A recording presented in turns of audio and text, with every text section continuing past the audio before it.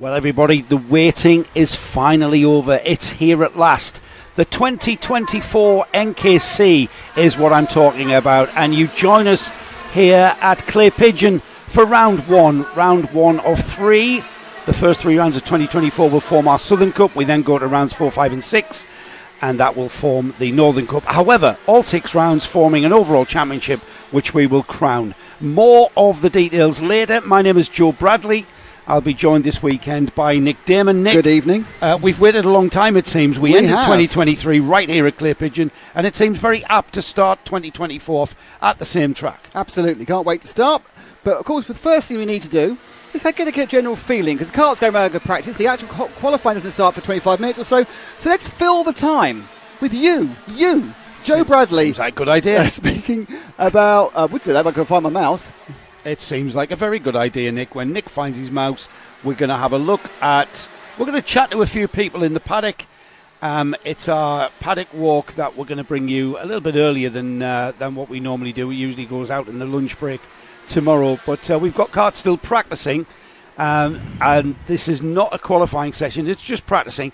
We're about to go ahead. After you watch our paddock walk, we've got 4 heats to bring you live and direct from Clay Pigeon, just in the south of England. I think I would say Yeovil is the nearest town. That's more familiar with people outside of karting if you're joining us for the first time.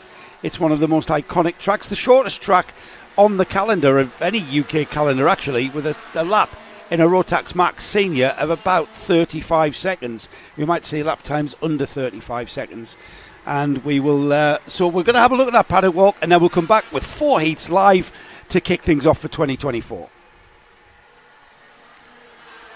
Well, hello and welcome to Clay Pigeon Raceway, and more importantly, welcome to NKC 2024, the Top Kart Championship. And to tell you why NKC is so important, it's the face of Karting Live TV. It's Joe Bradley. Hello, Nick. We've waited a long time, haven't we? At last it's here. We ended 2023 here at Clay Pigeon. It seems right to kick off 2024 right here at Clay Pigeon. Little bit difference in the season this in 2024. We have 2 championships culminating in one big overall championship. So the first 3 rounds is for our Southern Cup, and then the final 3 rounds of the 2024 season, that's going to be for the Northern Cup.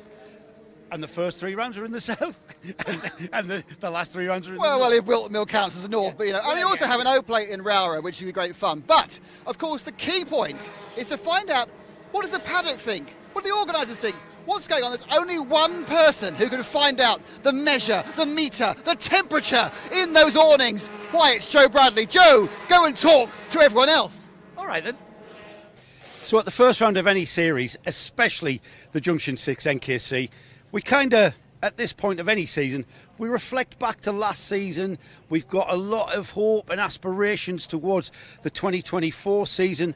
But first, George Cade, number 79 in Junior Rotax. George, it was the last round here in last year's NKC, and we've got some beautiful footage of what happened to you in the B final, wasn't it? Yeah. So just for the viewers, remind us what exactly happened. So I was running in second place of the B final. It was all going amazing until my wheel, for some strange reason... What are you looking at your dad for? What are you looking at your dad for? Yeah. Dad, would you like to explain what happened? Sorry, what's Dad's name firstly? I'm Neil. Hello, Neil. Hello. Simple error, mechanical error. I was changing lots on his setup and so focused on that, I just left off the basic of checking out, and off he went. And as soon as his wheel come off, I knew what I'd done wrong, and I did apologise, didn't I, George? Yeah. Faith and trust in your mechanics. So how are you feeling going into 2024 then after that? Bar, so it doesn't happen again, Right. which is quite nice, and again. So now I feel really confident and really ready for this year. So, all joking aside, George, yes, you know, you can look back at last year with a bit of light heart, and yes, you know, we can make sure it never happens again. So you've got to put that away, haven't you? And you're looking forward to 2024. Here we are back at Clay Pigeon. So what are you looking forward to the most in 2024?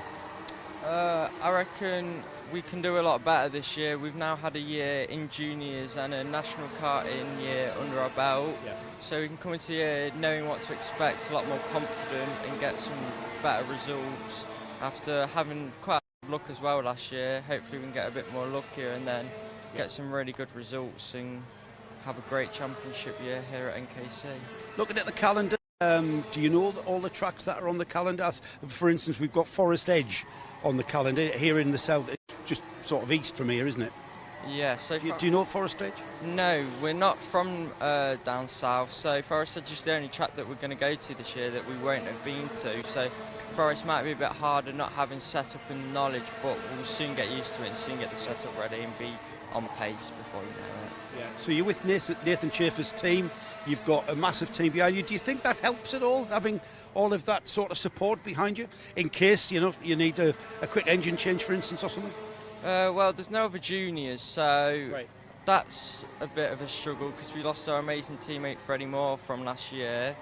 They're all in seniors. They're also mostly on a different chassis. They're all on CRGs, so there's a difference there. But they're very helpful for if we need help. They do amazing food and they got a jig, welding, they do everything we need them to do and help us so much. You mentioned food. Now, an army fights its battles on its stomach, doesn't it? We've just had lunch called. Paul, follow me and George. We're going to have a walk round and see what sort of catering we have with NCR. There was mention of a pizza oven, George. Is that right? Are we going to see pizza on the menu maybe at tea time? We had pizza yesterday, so pizza probably won't be again. Look at this, though. Look at this. So hot dogs. We've got hot dogs, Paul. Hot dog with fried onions. And this is the infamous NCR pizza oven then, George? Assuming so. I'm not sure. I don't really do much cooking myself, but it does probably look like it would do pizzas. It was used last night. We had pizza and chips. Pizza and chips. Right then, George.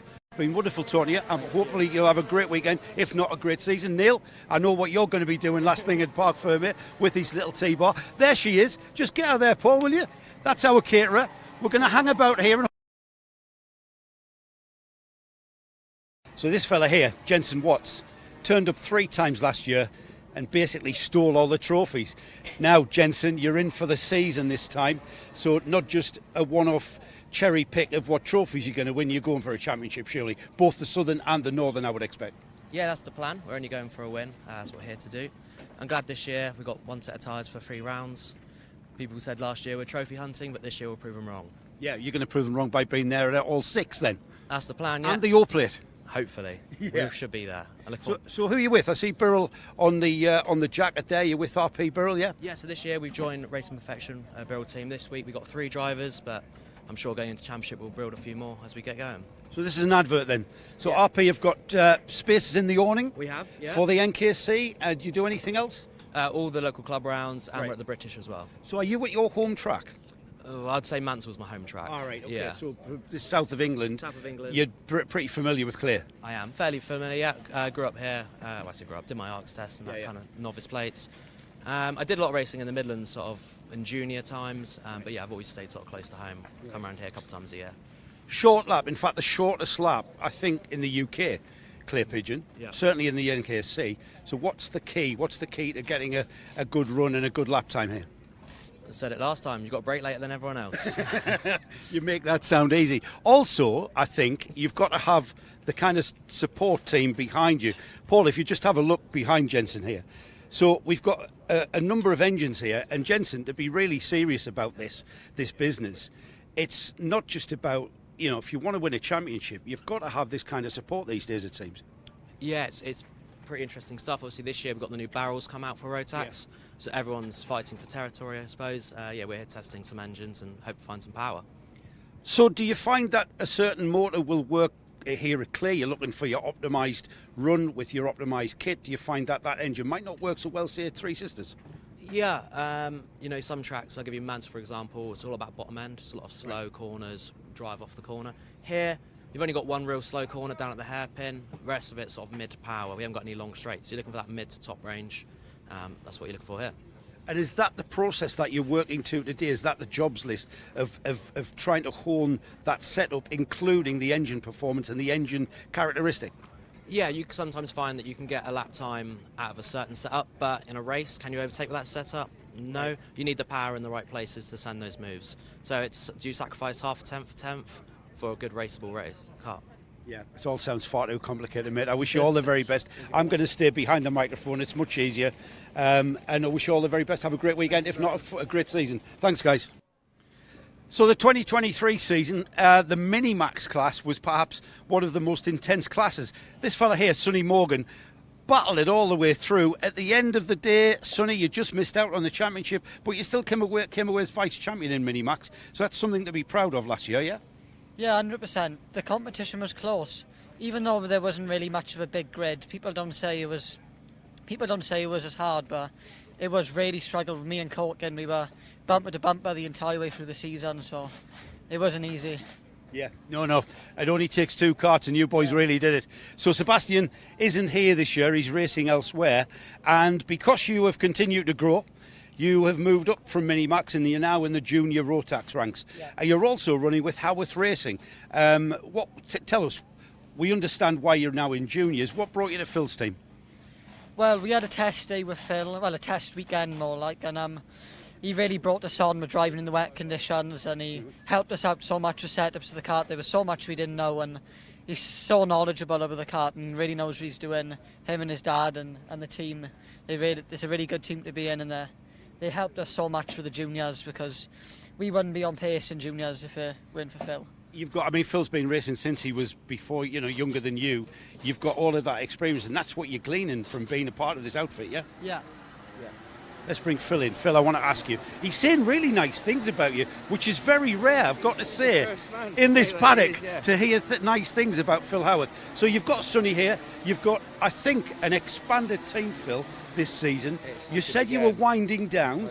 You were winding down, but here you are. You've kind of come out the stocks. Well, I've seen Sonny over the winter period, and he's been pretty quick. So he was one that I wanted in the team, because I've only had one junior. Now we've got three. Right. Yeah. So I'm hoping to put it at the front with him this weekend. We're fast enough. So. Well, Phil, Sonny's just been really saying some nice things about how you've brought him on. Yeah. He mentioned, you tutoring him and how to get the best in the wet.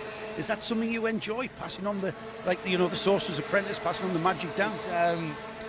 I like the end result. Getting there is a bit tedious at times, but when I ran Sonny down in the I think it was Dunker's Road in the wet. Dunkswell?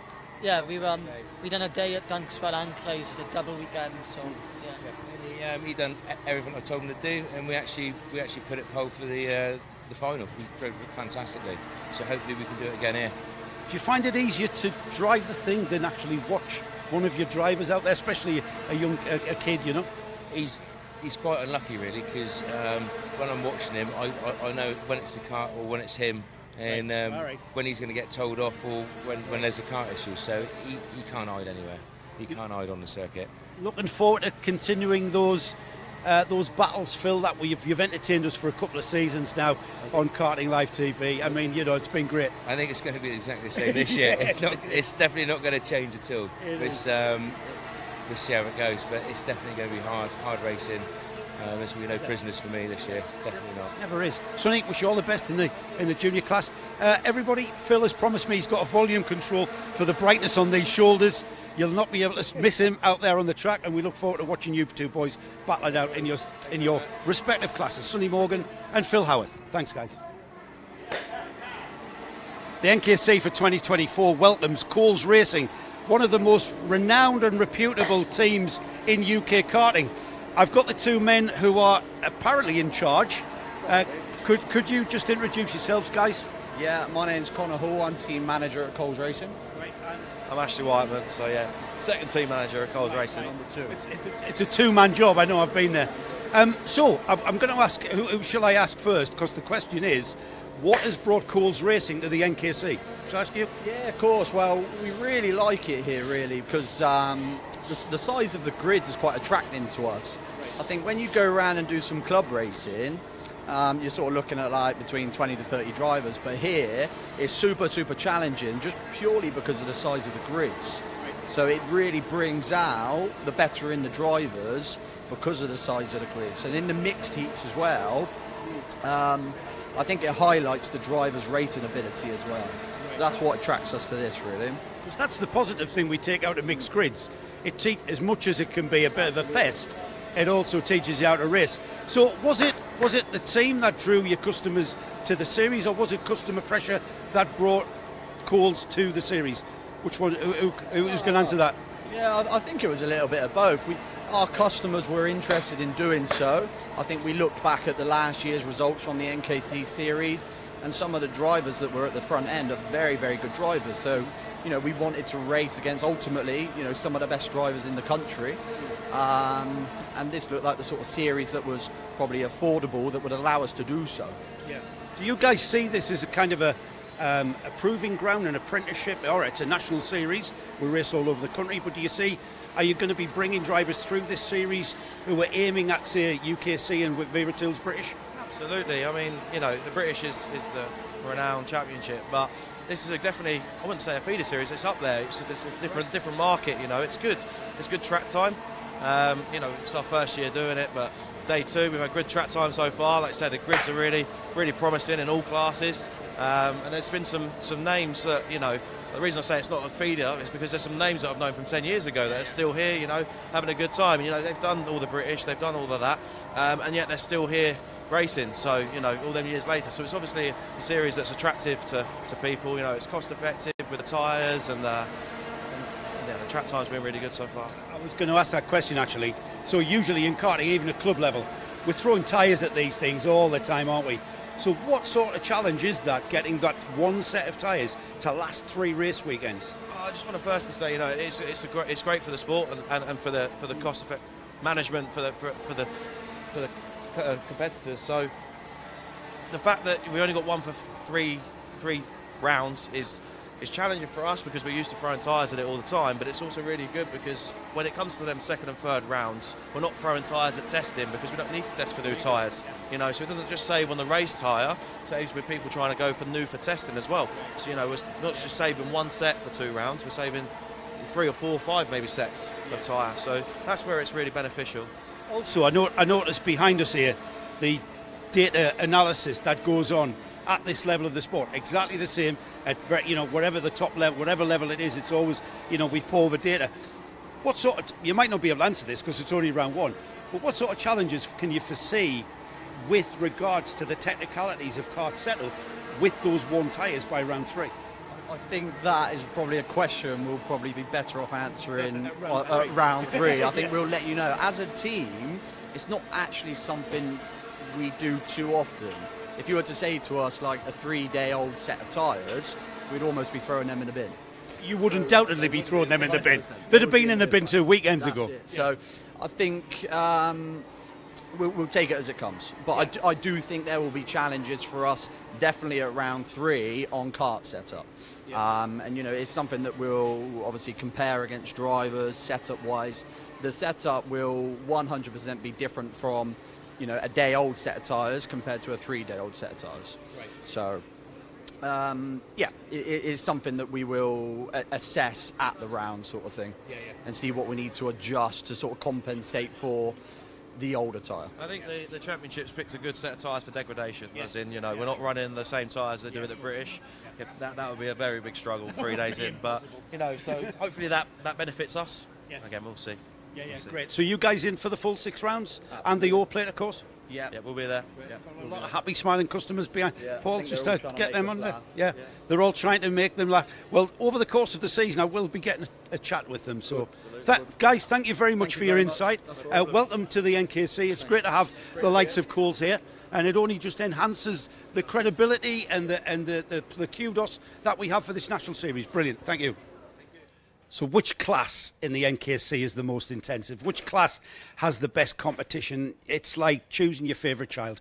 You can't, because every single class is absolutely up there when it comes to drama and intensity, and none more so than the TKM class. Mitchell Ball, Mitch, you carried off the championship last year, but it was like literally down to the last few minutes of the season, wasn't it? Tell us a little bit about how that went and what happened afterwards. how much of a celebration was it? Yeah, going into the last race, Charlie and I were the main sort of championship protagonists. Were level on points, perfectly level. So it was whoever won or whoever finished ahead of the other was the one who would be champion, and it just so happened I had the right kart and the right driving skills at that time to be able to sort of get away from it. And yeah, there was some celebration, to be honest. Though only stopped sort of last weekend when I had to do a bit of a preparation round to get ready for this, you know. I mean, it's so hard fought. I mean, TKM especially.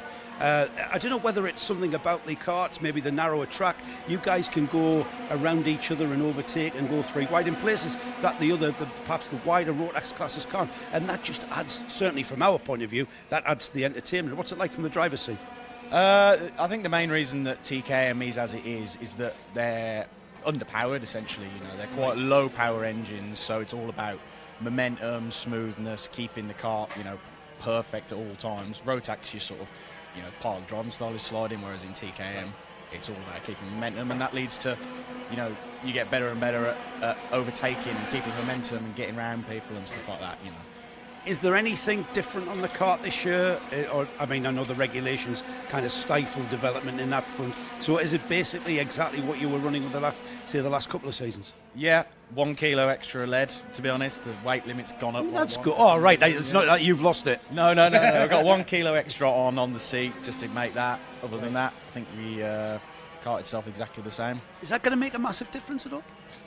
No. Right. You know, everyone's in the same boat. It doesn't matter. You know, it makes no difference to any of us, really. It seems an obvious question, and I think at round 1, possibly a question is impossible to answer.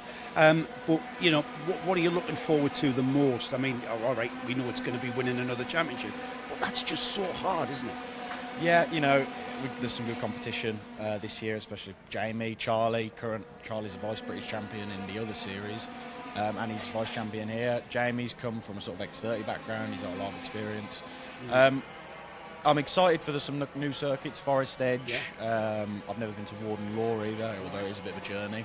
And for me, I live 2 miles from there you go. Yeah, it's easy for you. Excited to get to those circuits. Try and learn them as best I possibly can, and like you say, hopefully retain the championship. Drive around the best. Yeah, drive around quicker than anyone else. I wish you all the very best. I also want to thank you from everybody on Karting Live TV and NKC. To thank you very much from Junction 6. Junction 6 is your company.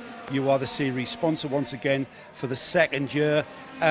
You know, what do you get from that exactly? I mean, you know, not necessarily commercially, but supporting the championship, I suppose, is the objective. Yeah, you know, I've been racing with the NKC for I think since the 2nd year that it was running. And essentially we just really like what Chris and Ollie and all the guys are doing with the series, and so I think we had 1 year where we weren't the sponsor, and since then we decided we'd just keep sponsoring it because we like the way it's going. We think it's the right thing for karting, especially grassroots or TKM and Rotax stuff. It's the right way to keep the classes going, lower costs, better organisation, and we just love what they're doing. So. Thanks, Mitch. Best of luck for this season. Best of luck for the weekend. Thank you. Mitchell Ball, our current champion.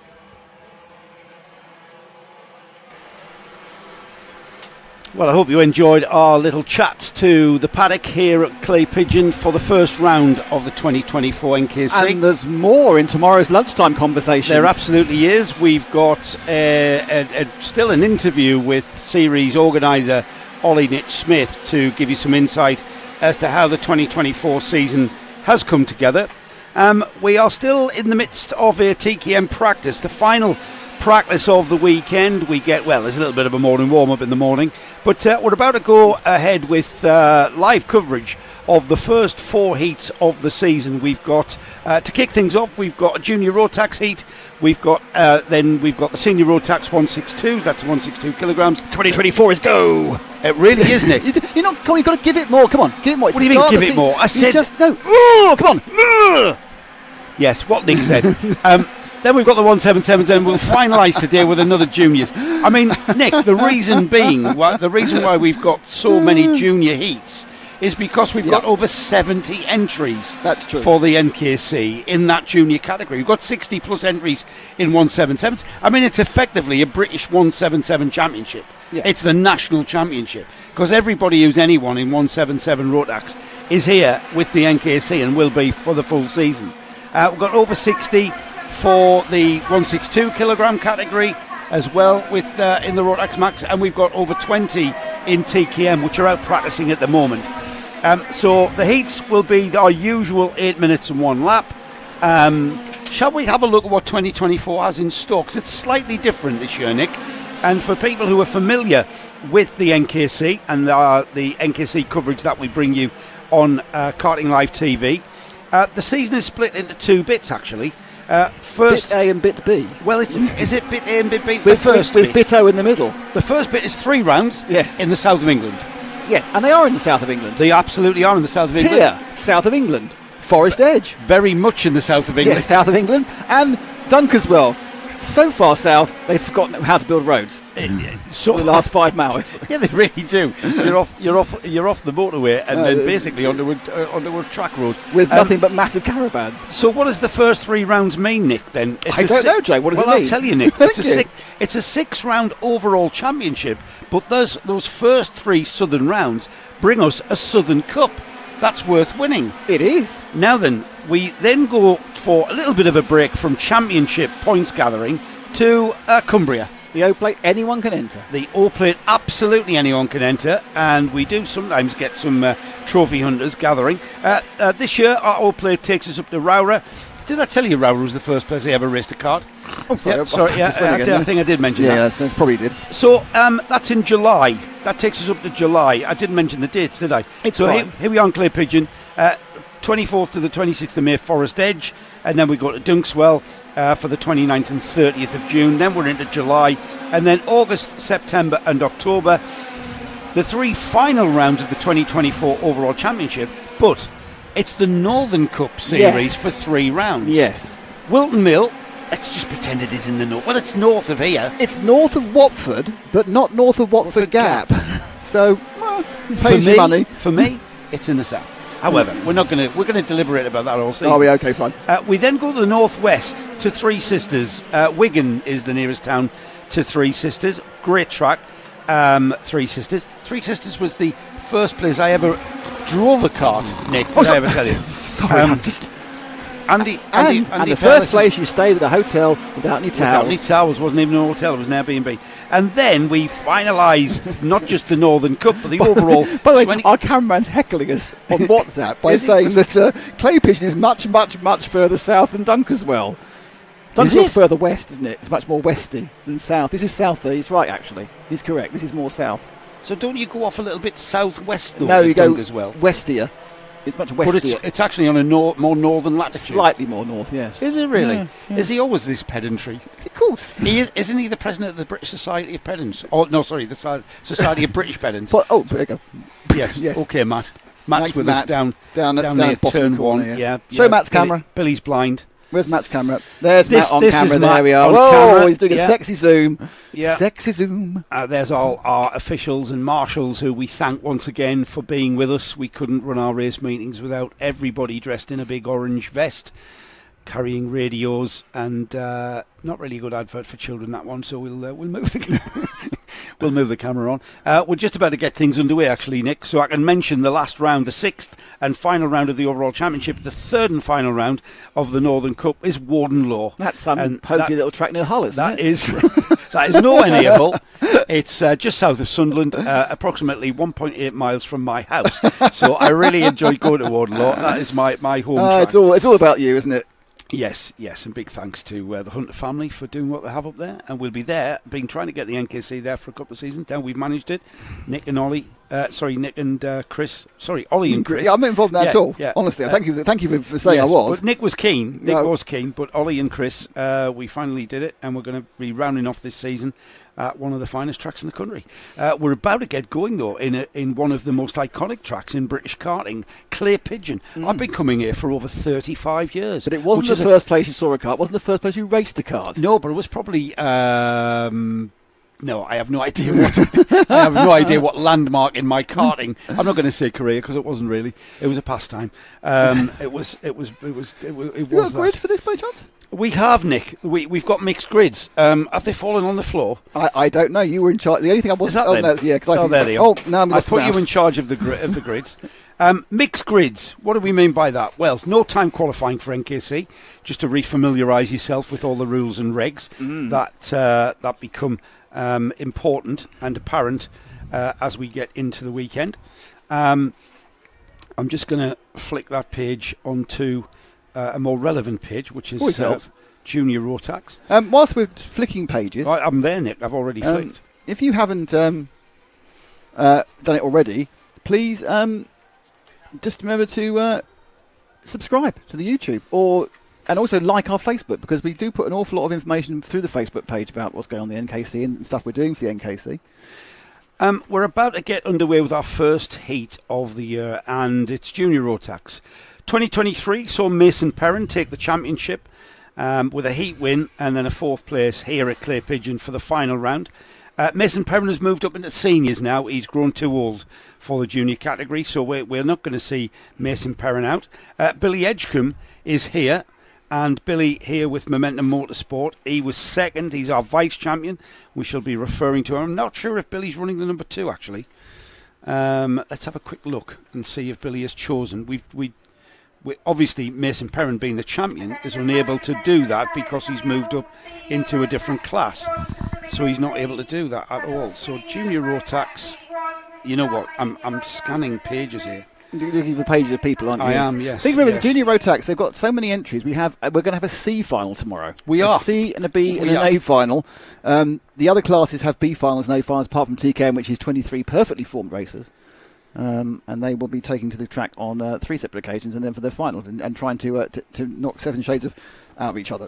Billy Edgecombe has grown up as well. He's in the seniors. It was a blow, isn't it? So, I mean, the thing is, Nick, we've got some very, very fast juniors. We've got our junior champion and vice champion moving up to seniors. I'm trying to find Levi Earl. Levi Earl on the entry list.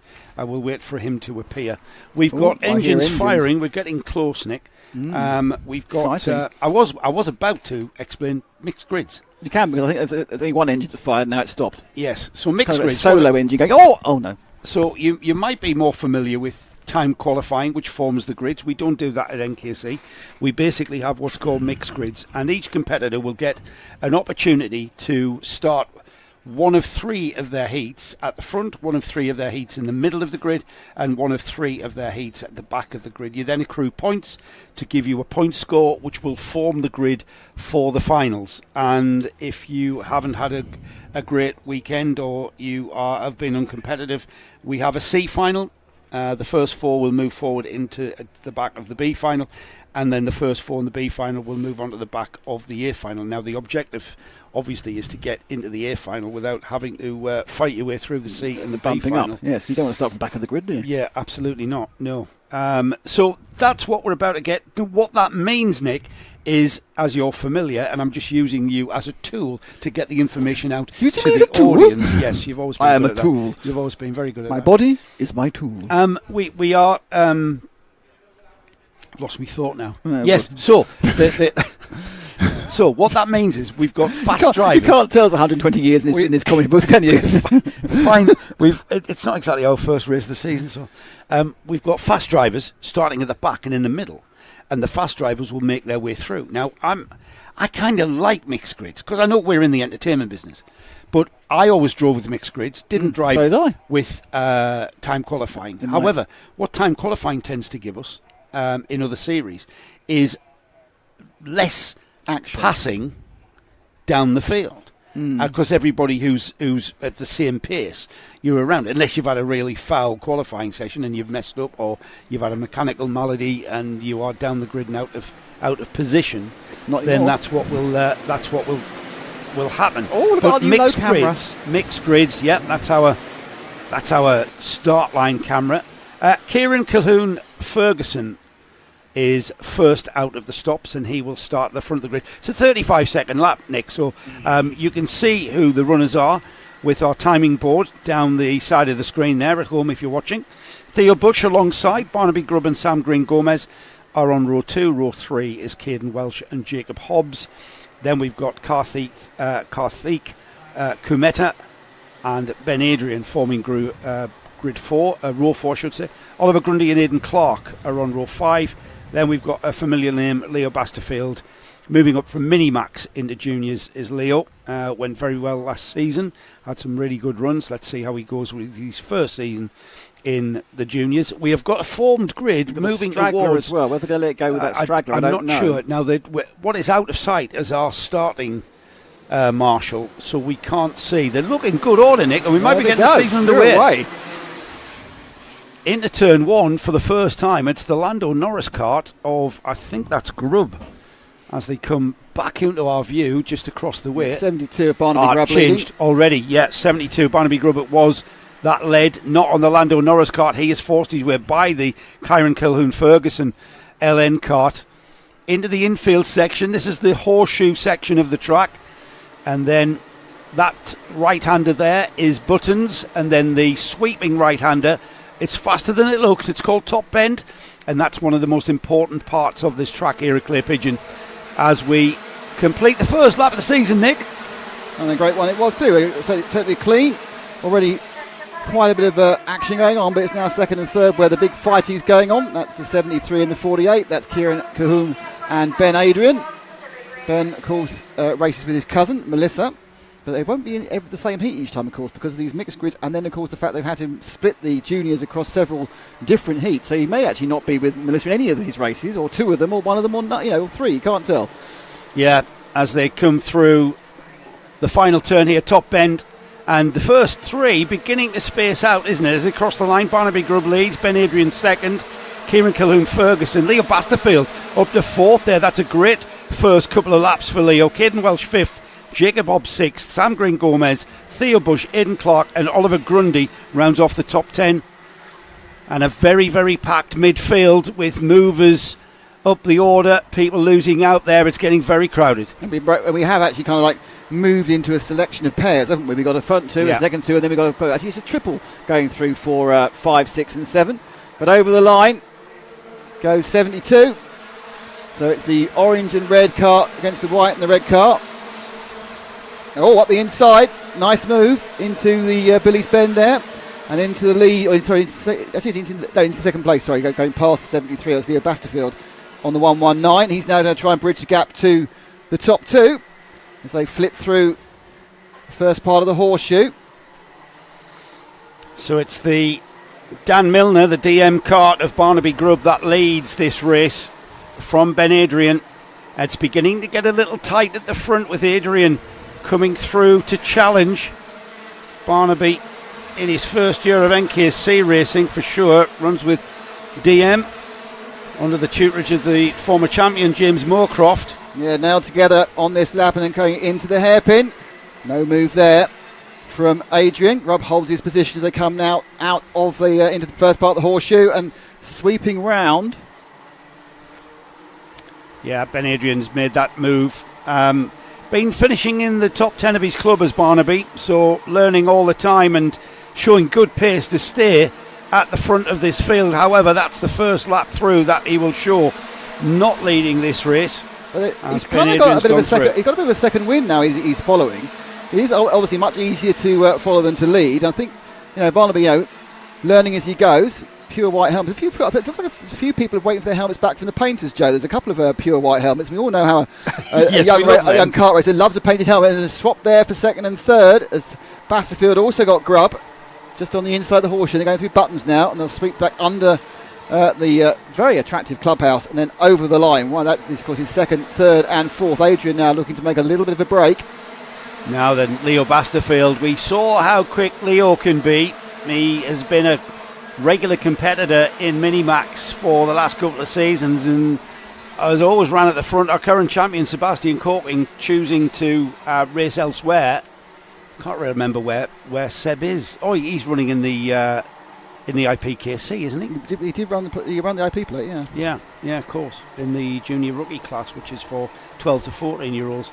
But he could, and he's had some right ding dongs dunk as well when Leo and champion Corking. Inside. So Leo on the Tony kart this year, the number 19, the number 119 actually, to give it its full accreditation, has taken the lead. Not even at, just past half distance for Leo. Now then, Ben Adrian. Here is the move, Nick. Yeah, down through Billy's blind. I think he's probably my guess is that Ben found himself not quite where he wanted to be and was going to think about closing the gap and then thought, no, I'll let him through and then live to fight another, which is exactly what he's doing now. Across start finish, 3 minutes to go of the 8, and a sweep round now. Yeah, he's not leaving him though. Adrian staying with Basterfield.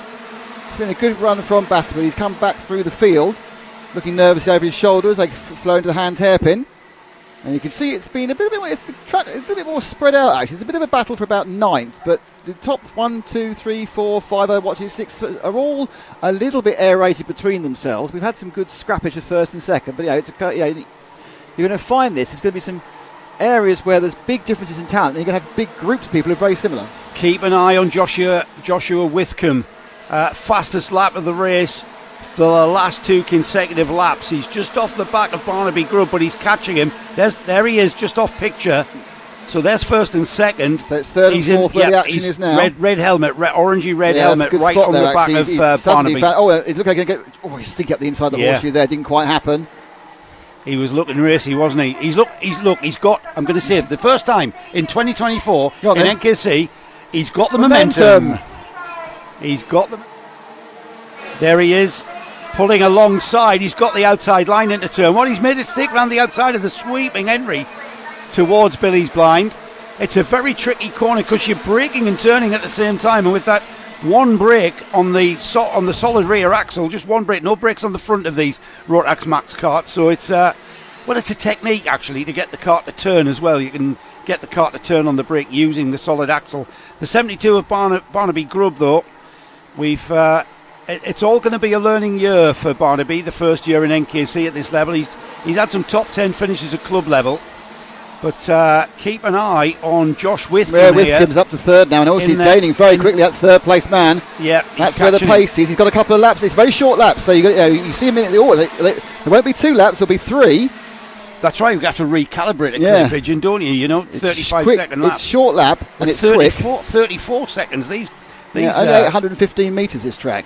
Yeah, it is. It is one of the, if not the shortest track, 815 metres, the shortest track in the UK. But there's still plenty of time for this overtake to get past. And you say that Withcombe now really seems to have the measure of Adrian. And I kind of get the thing he's just going to sweep down the bottom of this corner. Adrian a bit wiser. Oh, again, not. He took the corner and just look. He knew to block the inside there, Joe. But he carried too much momentum and therefore went wide. Yeah, there was a reason he was keeping Withcombe behind him, and that's because he was braking very deep into Billy's Blind, too deep in fact, slid wide, left the door wide open for Withcombe. And Withcombe, if anything, now moving on to the rear bumper, he's not got very long left. They're going to get 2 more laps out of this. 20 seconds on the clock. Here they come across the line with, 18 seconds on the clock. So they are going to have 2 more laps. So 1 more lap before the last lap board, and it's going to be a race to the finish, isn't it? Yeah. Basterfield losing ground here. Yeah, Leo's sitting there thinking, hang on a second, this was really quite simple and I was winning this quite easily. I've now got this lap and 1 more, and it's going to be quite tricky actually as they come through the horseshoe. On his tail, Withcombe, he's in the kind of very bright blue, fluorescent blue could be fluorescent, iridescent blue, should I say, with the orange helmet. It's almost cerise. Very much standard Tony Kart look. You can see the green and white stripes, white helmet, and then he's going to get me right behind on the slipstream. Can he dip into Billy's Blind? He can. This is Withcombe's favourite place, isn't it? But he didn't quite have enough. Well defended by Basterfield there. And Basterfield has stifled that momentum of Withcombe. He's by driving defensively there into Hans hairpin.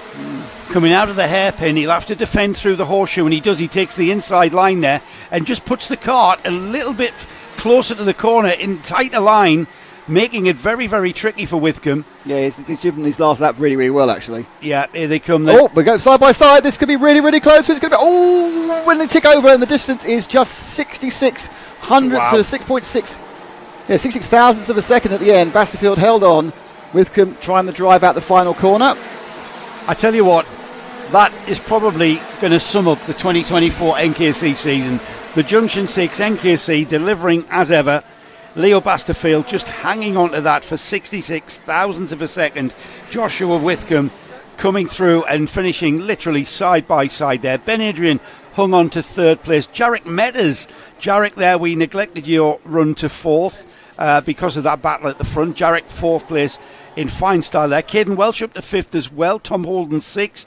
Reese Green 7th. Jack Dimbleby 8th. Aidan Clark 9th. and rounding off the top 10, Sam Green Gomez. I've just got time to tell you about Jay Leverton on the gold cart. He's been run here by Paul Ozan. Jay will be happy Has with he coming retired? through. I bumped into him in the paddock, Paul Ozan, and Paul has been racing at a very high level of karts and dabbled in car racing, actually, he reminded me. Not today, that was before. He was a car racing guy. He's really, there's nothing. Paul Ozan has forgotten more than most people have remember about karting. So he retired from karting, and I was kind of dubious. And he retired to us, didn't in an interview, and he said he's going to step back and run drivers. Yes, he's retired from competing in the NKC, but he's still dabbling a bit, isn't he? Yeah. He's still racing KZs. What he probably doesn't know is that there is a history of people retiring to you, isn't it? You retired, arguably Britain's most famous racing driver. I did. Joe actually retired Sterling Moss. Well, Sterling Moss retired to me, stepping out the car. At Le Mans. He said an expletive. He said, I think it's time to give up, Joe. He was 80 what? He was about 82 or something, yes. I think it's time to give up, Joe. I've just nearly beep myself in the car. I could see, it was a nice car. Just quickly, hello to everyone who's watching on the various channels. Hello to Max15 Karting, Ben Ward, Jonathan Thompson, Canal Curtis Town, hi there, and World Online Motorsport, blimey, okay, hello World Online Motorsport. Martin Taylor says good luck to all the drivers, especially those racing for LPR Racing. Race Never Renounced says good luck, Henry Swanson. Ash Barker, good luck to all the IPKC drivers. How are you doing? He's taking part this weekend. And Frederick, just Frederick. Enjoy the race, Bobby. Can't believe you've left us at home. Lots of love, Mum and Dad. So there we are. So Bobby has left his parents at home. Well, where else would you leave them? Well, they might have gone somewhere else themselves. Well, that's true. That's true. Oh, you're just leaving your parents. Hello to Reese Hunter. Hello, Reese. Who should really be concentrating on the Vera Tools British Championship as he's running a team at round 1 there at PF. But hello, Reese. Keeping an eye on his Venator Racing Engines. Who he's just listening to his Bezzy mate and the face of the NKC. He's keeping an eye on how his Venator Racing Engines ESR here in the NKC. ESR says good luck, Momentum Motorsport, and my fellow commentators. So who's ESR then? ESR and my fellow commentators. I don't know who ESR is. It's ESR TM. He means that's Eddie. Oh, Eddie Stewart. Is that Eddie Stewart? Yeah. That's Eddie Stewart Racing. Yes. We'll see you next week, Eddie. Yeah, I had a great day out last Sunday with Eddie at his first taste of Warden Law in practice for another series. Now, realistically, with the senior road trucks out, we should probably try and get a grid, but that might be quite difficult. They have kind of sprinted off. Yeah, the grid's going to be too quick. I can tell you who's on the pole. Hopefully it's not TX808866 without a name on it. We've got Harry Wright on the on second rope. On the pole is our current champion, Bobby Rosier, carrying the number 1. Thank you for that, Bobby. I really do appreciate it. Finishing the top 10 of last year's series, you should be forced to run a seeded number. Yes, they are. So that's Bobby Rosier on the number 1. Good luck, Bobby. Yes, Bobby Rosie. Good luck, Bobby. On the CRG is... And Frederick, who is part of this Bobby team, says Dad's recovering from a heart attack. Oh. Well, we'll get well soon. Yeah, get well soon, Dad. Yeah. We have good luck to Arthur Thacker. Let's have a few more slingshots. Lots of love from the mix. Okay, this is a very slow. This is like they've been really told off by someone. Sarah's had a right old go at them, and they're powering off away. It looks like Rosie's got a bit of a jump on it. He has, and it's from Fletcher. He's got a big jump on it, actually. Yeah, a little bit of a there's stuff going on there all over the place. Well, this is what mixed grids bring. Everybody on cold tyres there. It's only a 35-second lap, Nick, and they only did 1 lap. And it's very common, isn't it? Oh, there's some left and rightage, and that was that Lando Norris car in 4th or 5th was edged off the track, and then, of course, had to get back on the track again. There wasn't any actual space for it. Cold tyres, first corner. Hardly any heat into those tyres, and that's what happens. But out in front, crossing the line, 1 lap completed, current champion, starting 2024 as he finished. The black flag there? That's a warning. That's just a warning for contact driving. Right. That's not a black flag. Black and white flag. You didn't see that's because the white bit wasn't on the camera. I know. Yeah, that's right where our camera is, isn't it? Yeah. I didn't think about that. So Matthew Lambert threw into 3rd through all of that fracas, let's call it, at the first turn. Zach Fletcher is the man chasing after Bobby Rosier, and he's already got 1.4. First 4 are quite split. Let's drop back to 5 and 6 because we've got 1, 2, 3, 4 all the way. It's the all orange cart, the number 76 of Mason Perrin, our current in fifth, junior champion, and he's going to place this time round. So I think Mason in that all orange machine with the orange helmet and the orange. Oh, he likes orange, doesn't he? He's like a big old Dutch fan, or perhaps like Satsuma's, one of the two. Well, he's racing on the CRG with Nathan Schaefer. Remember those Outspan cars where they converted to Mini? It was like an enormous orange. It was an advert for Outspan. That's where it's taken the inspiration from. Well, if you, as a sponsorship gathering consultant, you might need to do that. I'm sure Nathan Schaefer would be delighted to have an Outspan orange situation. To have an Outspan orange sponsorship. Yeah, it's a great idea. So 3, 4, 5, sweeping down. There we go.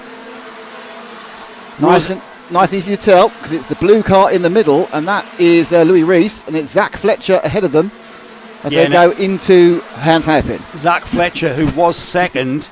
Matthew Lambert ahead of him.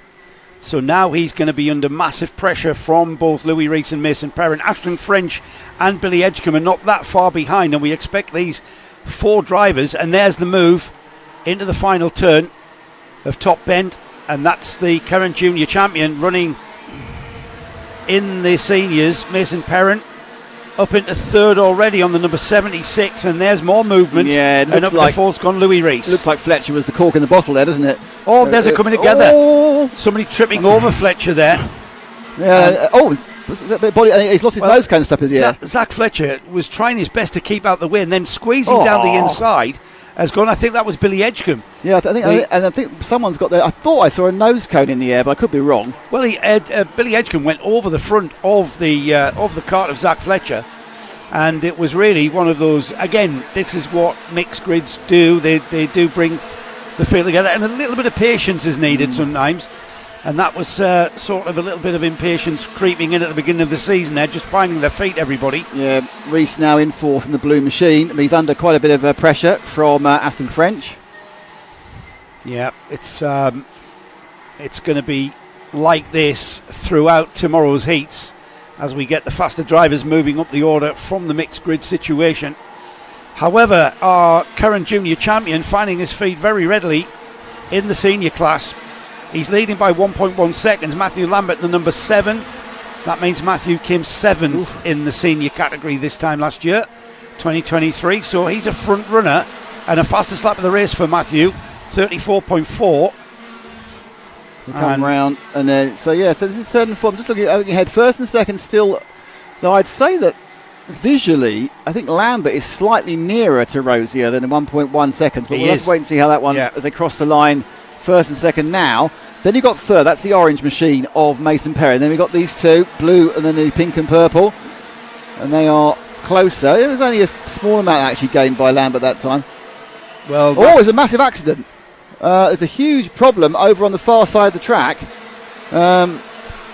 It's only under yellow flag. Everyone's okay. It looks more spectacular than it was. You'll see it in the background now. And there were 3 carts who came together, but everyone's absolutely fine. Drivers out. 1 cart got going again. 2 carts are a little bit unwell. But there's a yellow flag now going into and coming out of Hans Hairpin. So that's going to reduce one of the 2 really good overtaking spots to just 1. And saying that,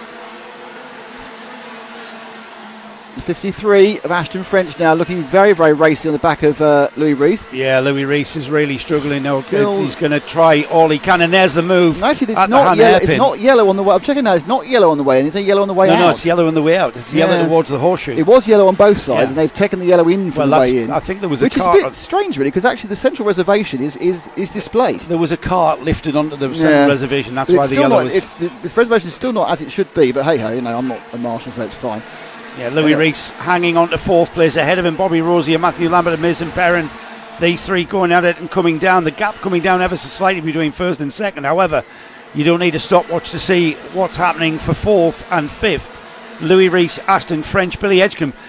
Billy Edgecombe, I'm not sure if he's damaged his cart in that little coming together at the S's.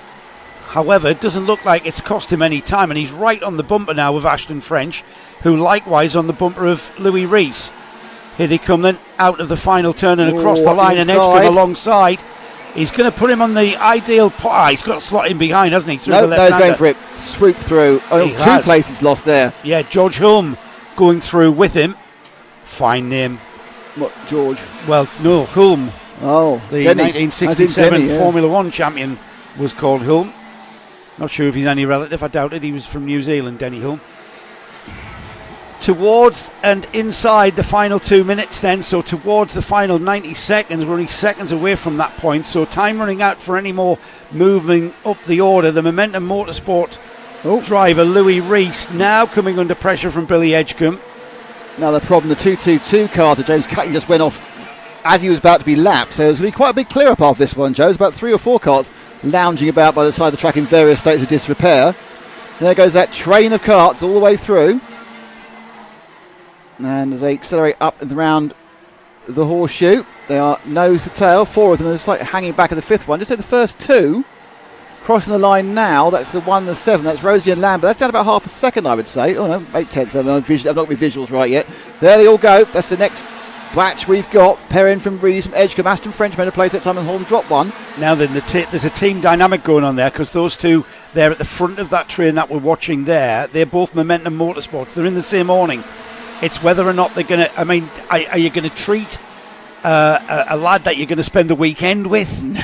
No, you're not. You're going to treat him like any other competitor and side through. I think that's more of a mistake by Rees, to be honest. He just seemed to go wide and then he just lost 2 places. I think you're so careful to try and take the right line, but taking a little bit too much speed. The car says, actually, I can't do that turning at the same time as going this fast forward. It doesn't work. Yeah, left the gap there. Broken the rules of physics, mate. Ashton French went through it with him as well. He didn't take much of an opportunity there to be missed. He was like that, a rat up a drain pipe, as they say. French with his name on the back of his overalls, looking like he could indeed challenge Billy. Billy on the number 23. Ashton French there with the purple shoulders, the pinky purple shoulders on his overalls. As we come across the line, it's one more lap to go. And our leaders are right together, actually. We need to find the leaders. They're going to Hans Hairpin now. They are as close as they've been. It was 4/10 of a second. I think it'll still be Bobby Rosie who'll keep the lead. And there he is on camera. Yeah, but Lambert's really closed that gap down the last 3 or 4 laps. And whether it's just Rosie easing back, I don't know. No, don't forget they've got to save tyres. This set's got the last 3 races, 3 meetings. He can't hold back. He's absolutely flat chat because he knows Matthew Lambert is quick. And there we go, over the line. And Rosie takes it from Lambert. It was going to be a hard ask for Matthew Lambert to not just catch him but also overtake him. So I think, Bobby Rosie, he won a championship last year by keeping a cool head, and he certainly showed good pace and a cool head there to take the first heat win. So Matthew Lambert second behind him. Then we have the junior champion moving up into seniors in third, Mason Perrin. Billy Edgecombe following him through, not that far behind, about just under 3 seconds. Billy Edgecombe dropping back to fourth, Ashton French fifth, Louis Rees sixth, George Hulme seventh, Ryan Shepherd eighth, ninth is Arthur Thacker. Luke Evans rounds off the top 10. Then just outside the top 10, Ethan Lomax, Ben Harper, Ollie Varney, Ben Ballou, Archie Carter, George Spilsbury, Gregory Akers, Harry Pearson, Tommy Lee Davis and Kel Gray rounds off the 20 carts. 30 carts in that one, Nick, and it's going to be like that all weekend long. And 5 of them need to be recovered. There's a 5-cart recovery. There's 3 down there in front of... that's Ash has got the 2. There's 3 down sort of in front of where Matt is, but it's unfortunately they're hiding behind a barrier so you can't see them. But it's a big cart rescue. Well, there's a few carts that are going to need a bit of repair as well, but look at that 30 carts got a bit of a... Perhaps just a drop-down nose rather than anything worse than that. Martin Taylor says, overtaking under static yellow, is that legal? I think the yellow was taken away. I think, as I said, I thought the yellow was going into the Hans hairpin, but it appeared to be the in one got taken away, and the out one, thank you much, remained. So I think he was okay going in. There was a yellow flag into the horseshoe, not into the Hans hairpin, as you said, Nick. I'm not criticising you for getting that wrong. But the confusion came. Feel criticised then. I am criticising you then. The cart was lifted onto the central reservation, which caused the yellow flag, quite literally momentarily, in the right use of the word, going into Hans hairpin. But that was gone very, very quickly. So, as ever, drama and controversy. It's what we live for. Everyone lives for a bit of drama and a bit of controversy. It is indeed what we live for. I need a drink, Nick, because I'm an alcoholic? I meant water. That's funny. Right then. 2 of 4 heats this afternoon to kick things off for 2024. Next out is our senior 177s. Just to give you an idea of what the 2024 format is, we've got junior and then junior Rotax class, the 2 senior classes, which are the 162 kilogram category, and then the 177, the slightly heavier kilogram category. And then we've got senior TKM. Only 4 classes of racing, only 1 junior class. Minimax has, kind of evolved and disappeared as a category, as a formula. It was being replaced by the Intermax class by the MSUK on a smaller chassis with narrower tyres. So we didn't really have room for that class here in 2024. But it doesn't mean that we're down on grids, for sure. Not at all. Heavens to Betsy, we've got absolutely packed, well over 200 overall entries for certainly for round 1. And, yeah, going into the season.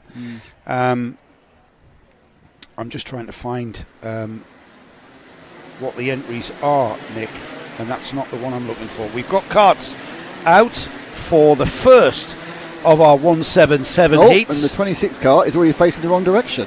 That's, you know what, everyone's done that. Everyone, I've done that. That's Martin Kaminski. But yeah, they give it a bit of a wobble, don't you? And it wobbles too much. You try and warm the tyres up.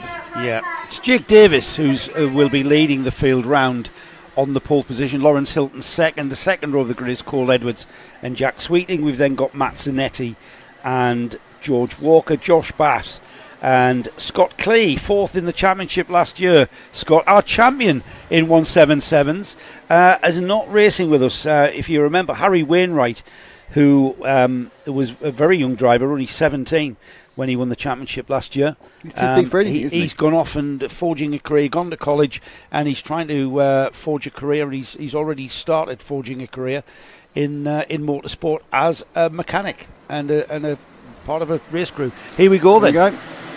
Into the first of our corners. Billy's blind here at Clay, and I'm holding my breath, Nick.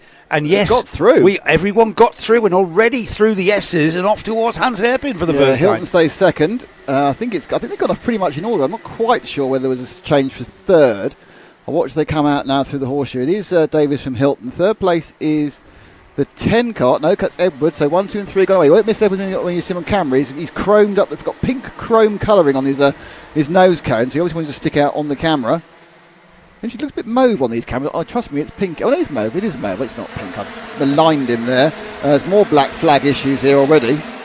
So people being warned about the first lap incidents. Jake Davis holding on to a very slender lead, isn't it? Lawrence Hilton, Cole Edwards, Scott Clee, not far away. Sensible head so far, Nick. Dare I say it, touch much wood.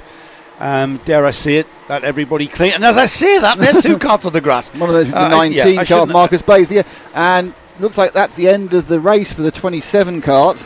That's is it the one? It could be the 127. No, it's Tyler Kelsey, I think, the 27 cart, and he skulks away. You can't leave that there, mister. No, he'll be moving that cart to a safer place.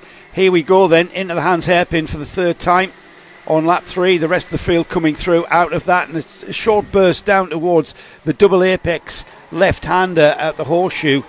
2 apexes to hit, and then very quickly into buttons, and then out of buttons, which is very, very fast.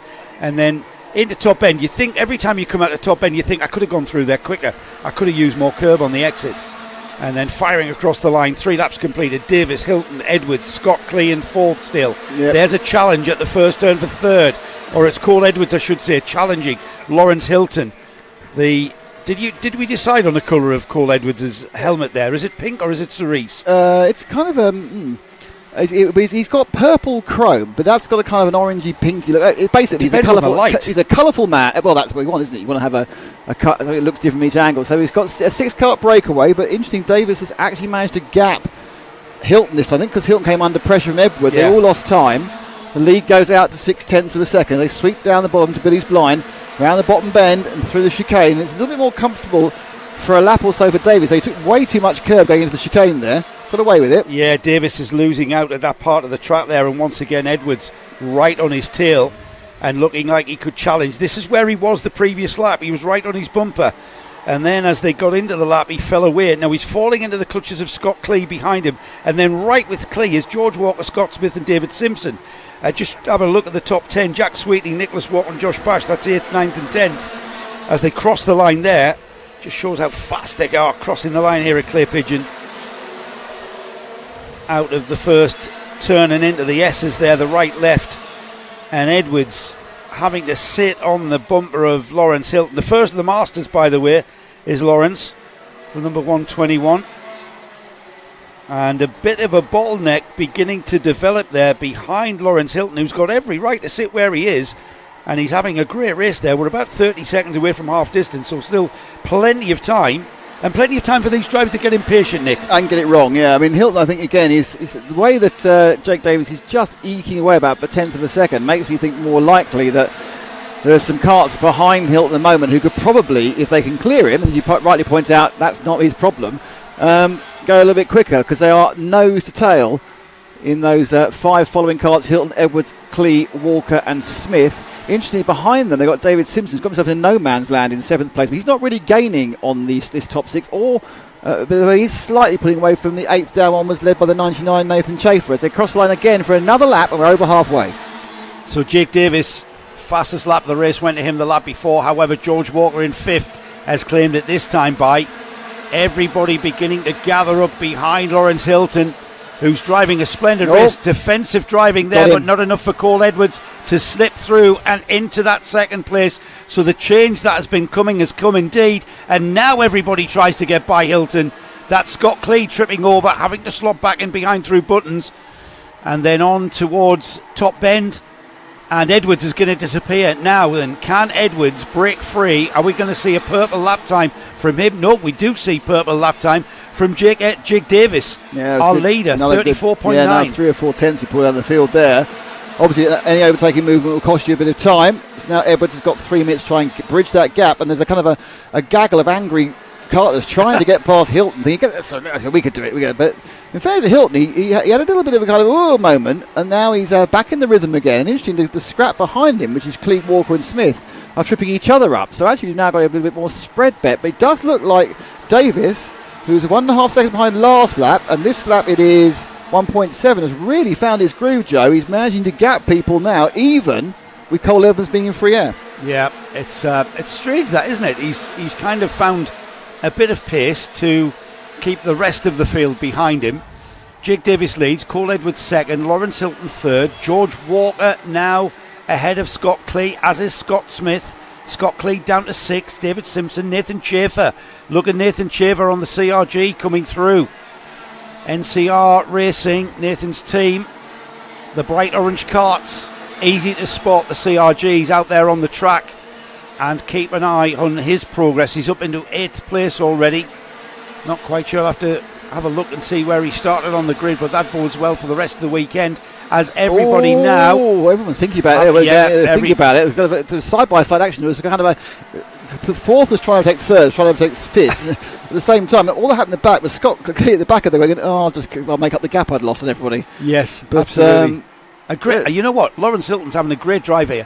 Got a back marker issue now, by the way. Yeah. Oh, really? Is that a back marker in between? Yeah. So now between 1st and 2nd, between Davis and Edwards, there's a black marker. Honestly, beautiful Nick, stuff. But is he going to come? Is he going to come? He's going to do the switchback. No. He did the switchback because he went down the inside and then slid wide. We'll have a look at this again. He's got the pace to get alongside. He gets alongside into the braking area. Last of the late breakers, but too late because you slide wide. Come on. That's right. And then Hilton's going, I'll have that back, please, because he had the inside line and more grip. So it's back to where we were. There's the back marker. Let's not play a role in the result here. And he doesn't indeed. Oh, he got a little bit back in the line there, I think. I think he's aware. He's split into 2 halves, isn't he? He has. That's only going to be for a second or two. And there's the move down the inside for George Walker. He kind of went on the line that Lawrence Hilton had took the previous lap to stay ahead. And Hilton's lost out to Scott Smith and Scott Clee. Hilton has had a cracking. I'm pretty sure that's all of them. Hilton now at the back of that. You're pack right. now. Yeah, it is. Yeah. Yeah, he's that lost back out. marker's just taken his eye off it slightly. And you know what, Nick? 20 seconds on the clock. That was a great drive from Hilton to keep these drivers behind him. That's what mixed grid racing's all about. It's all about hanging on for as long as you can and losing as little as you can when you know there are drivers on the same grid as you that have more pace. Yeah. More pace, more experience. There's a lot of factors that come into play. So we have got 0 time on the clock. We've got our leader.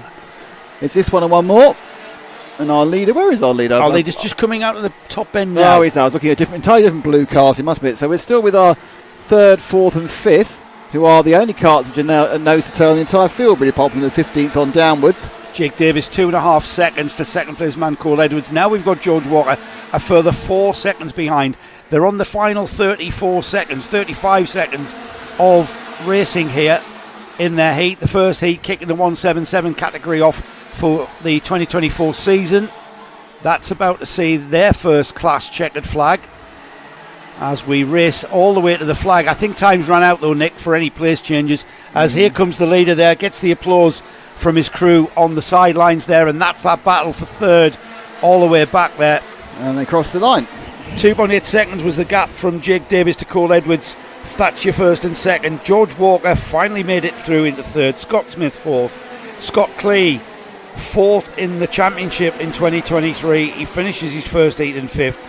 Lawrence Hilton, round of applause I think for Lawrence Hilton. I thought he drove fabulous to keep everybody behind him, and he finishes the second Masters of Scott Clee. Just ahead of him is the first of our Masters, who finished in fifth. So behind sixth place was Nathan Chafer on the CRG, coming through and finishing seventh. He'd be happy with that, I'm pretty sure. David Simpson, eighth. Archie Elliott, ninth. Toby Case rounds off the top 10. There's the rest of the field on the right-hand side of the screen. Now then, Nick, we haven't got a blind on that window, have we? No, you're going to have so I'm going to have to keep my hand in the air. Keep your hand in the air like you just don't care. Anyways, we have reached the final heat of the afternoon. Now then, everybody. Now then. It was a nice little way to break ourselves in. No, it was a nice little way. I'm trying to talk over that, Paul. Nice little way of breaking ourselves into 2024 with these 4 heats, rounding off the full day of practice and what have you. We are racing, of course, tomorrow, with the bulk of what we hear about occurring. Reasonably late start. We're not starting, I don't think, until about 11:15. Well, we start with warm-up of each. No, we don't start with warm-up. No, we don't start with the warm-up. Each group gets a 3-minute warm-up, which is standard practice, and then we get straight into... But that's at 10. It's a late start because of church curfew, so we'll start about 10:45. 1, 2, 3, 4, 5, 6, 7, 8. Right, so that's 24 minutes of... That's 24 minutes, not taking into consideration getting them. It's going to be like on and off the track. 10:45. Yes, so 10:40, 10:45. We'll be back on there. Check out our Facebook for our paddock walk. That will go out on our Facebook pages this evening. And look out for the interview that Nick does with Ollie Nitch-Smith, our series organiser, one of the series organisers. And a big round of applause to Ollie and Chris Cox, who I just bumped into Chris, and we both agreed that it was, we've waited a long time to get 2024 kicked underway. off. But then we reminded ourselves, it is only April. Yes. And it's about right, and the weather's beautiful. We haven't picked up. We haven't had much decent weather so far this year. No, we haven't. It's been raining and been very, very cold, but it isn't here. Big problems. Oh, massive problems straight away. Absolute carnage. So, the junior Rotax. They made a right pig's ear of that, to be honest. So what happened, what Nick has seen there is drivers pulling out on brand new, they may not have even taken the oil off them. Yes, but certainly cold, and basically put the power in, press the accelerator, and the cart just swaps in. That's because you spin the back wheels. Looks like they are literally, they're not even bothering to do one like they're desperate. They've just decided they're doing 2, haven't they? Well, they're juniors, yes. Oh yes. No, he stopped right up there. The 333, Daniel Clancy, was still caning it until really the right top of the circle. I thought they weren't bothering. He's pulled it with stop. Oh, he stopped too soon. He stopped too soon. You know what, Nick? Oh dear. Nick, You've just shouted at me here. Well, that's because I went, oh, it's not too soon. Yeah, I think we got. That is not how to. That is not how to do that. I'm sure they can let us go around. That is not how to do that. We got the end of it. It's just everyone got confused. But isn't that going to be? Some people are going to start with noses Nick, down, aren't they? the front of the grid can't stop. You've got to keep rolling. And that, no, going round again. They're going round again. Get away. But the thing is, right? With mixed grids, you can have an inexperienced driver at the front who may not have led a field round to start a race. However, you can't just blast off and then come to a stop. No. Because everybody's coming through buttons at, relatively high speed. Trying to catch up. And then everybody literally is stopped. The front row stopped. So I'm not sure how the stewards will address that. But my guess is that some guys are going to start with a nose drop, aren't they? They absolutely are. And that's not really an arguing. You can't really argue the point with a nose cone penalty.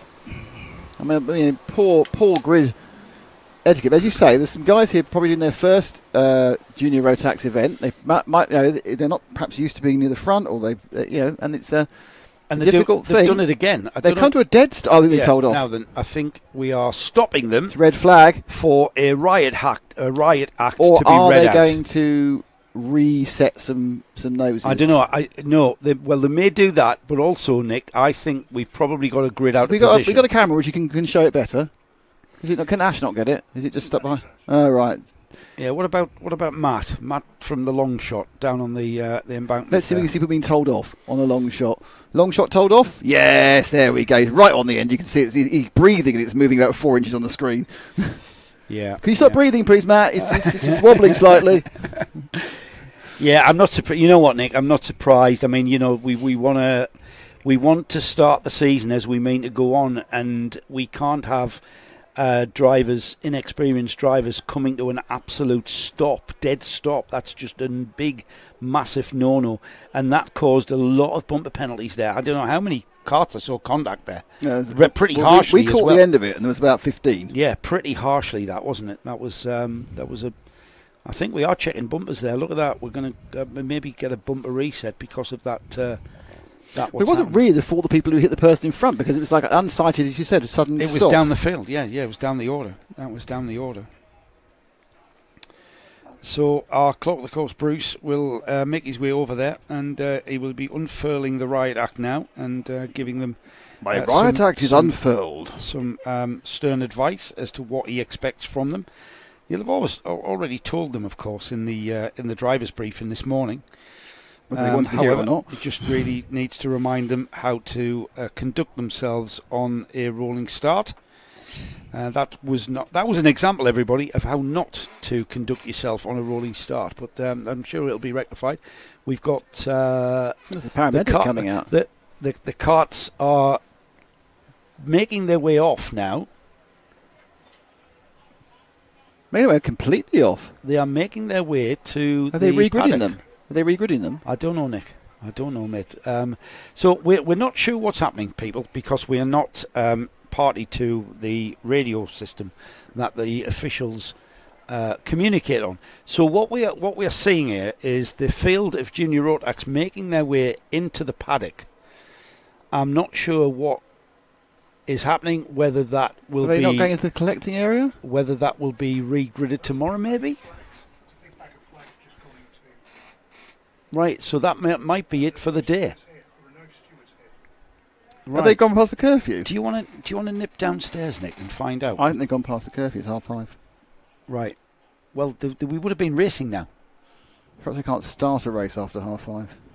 Do you want to nip downstairs and find out? And I'll tell everybody about tomorrow's calendar. Can do. Tomorrow's calendar. Guppy's given up. He's got pictures of dogs on the screen. Well, that's a lovely boxer, though. Lovely boxer. What's that one under the legs of the spectators there? I can't quite say that. It's some sort of terrier, isn't it? Nick, what's you're better at obscure dog breeds. That's definitely a boxer. Oh, hello, mate. wave to. Matt's got a fan. So an empty track. We're back on air about 10:40 a.m. tomorrow, again with Junior Rotax.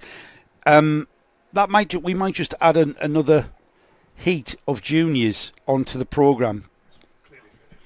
Yeah, we are finishing for the day. It's clearly winding down. So everybody, a little bit of a premature finish to what we're doing here this afternoon. I hope you've enjoyed our initial coverage. I hope there wasn't too much confusion there at the end. We've basically canned the second of our junior Rotax heats. We'll reconvene tomorrow and get that run on tomorrow's programme. Nick and I, we are going to. Oh, right, so you know what's happened here? Yes, yeah. Well, no. I'll tell you what. We've done, Nick. What? We looked at the marshals coming in from their post. But do you know why? No, go ahead. Because somebody's been a little bit hurt up there, and they had to get the paramedic to help them out. And and then also, as they said, there's a huge amount of unfair nose drops that they've got to reset. So they're going to run it tomorrow, which may mean they start a tad earlier. Okay, I like that. I like good officiating that because that would have been unfair for those drivers to get that, because that was, and we'll get back on with that tomorrow. Suffice for me to say, I hope you've enjoyed our initial coverage. This is a little bit of a warm-up, wasn't it? 3 heats to bring you. Enjoy the paddock show that goes out later, and I'll bid you good night and farewell. Yeah, and, me too. We'll see you all tomorrow. Nick and I will be back on air at about 10:40, or maybe let's say keep an eye out for 10:30, because we might be starting things a little bit earlier. Suffice to say, good night, and we'll see you tomorrow.